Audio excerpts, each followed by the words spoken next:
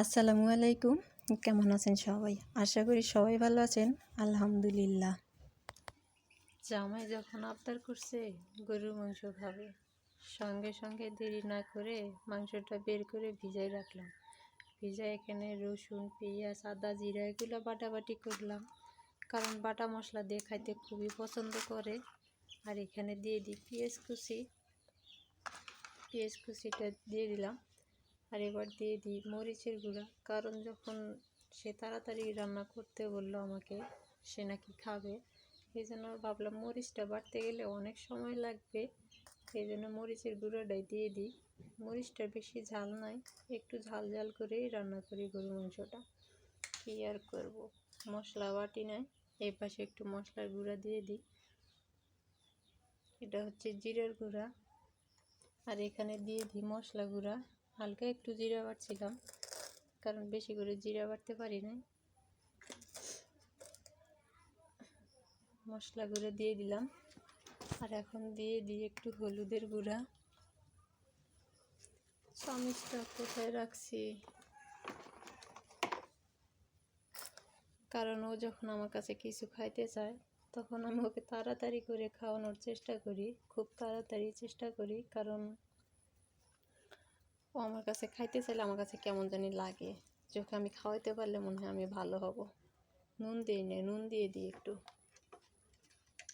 নুন দিয়ে সরিষার তেল দিতে হবে, তেল দিয়ে সুন্দর করে মাখাইয়া বসাইয়া দিই। পরে লাগলে পরে দিব, অতটুকু আগে দিয়ে দিই। সরিষার তেলটা দিয়ে দিই এখন, দিয়ে সুন্দর করে মাখাইয়া বসাই দিই। কারণ কালকে তো খুবই অসুস্থ ছিল, মানে কোনো কিছুই খাইতে পারে না। হঠাৎ করে আমাকে বললো যে আজকে একটু মাংস রান্না করো।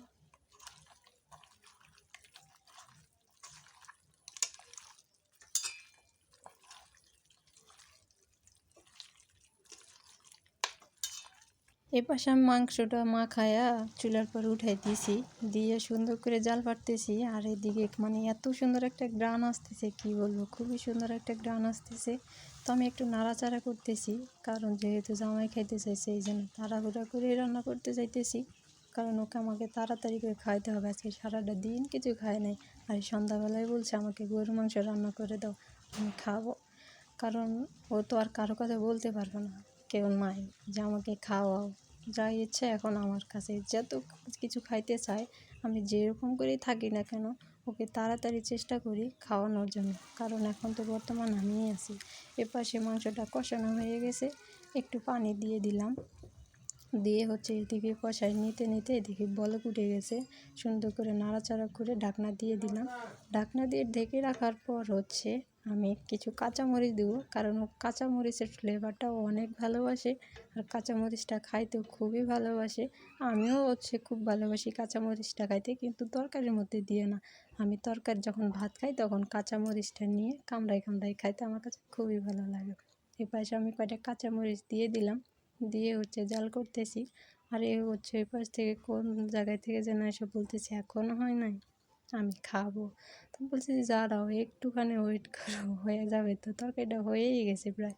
জাল করা শেষে আমি এদিকে চুলাটা অফ করে দিলাম, কারণ একদম বক বক বক বক করতেছিল। আর দেখলাম তরকারিটা হয়ে গেছে, আর ঝোলটাও এপাশে শুকিয়ে গেছে। আজকে কেমন জানি আমার গলা ভয়েসটা জানি কেমন, তাই না? ঠান্ডা লাগছে, জ্বর আসছে, তো এই জন্য আর কি এরকম। তো সবাই ভালো থাকবেন, সুস্থ থাকবেন, আর আমাদের জন্য দোয়া করবেন, আমরা যাতে ভালো থাকি, সুস্থ থাকি। এর পাশে আমি তরকারিটা নামাই নিয়ে ওকে খাইতে দিই, কারণ ও বসে আছে খাওয়ার জন্য।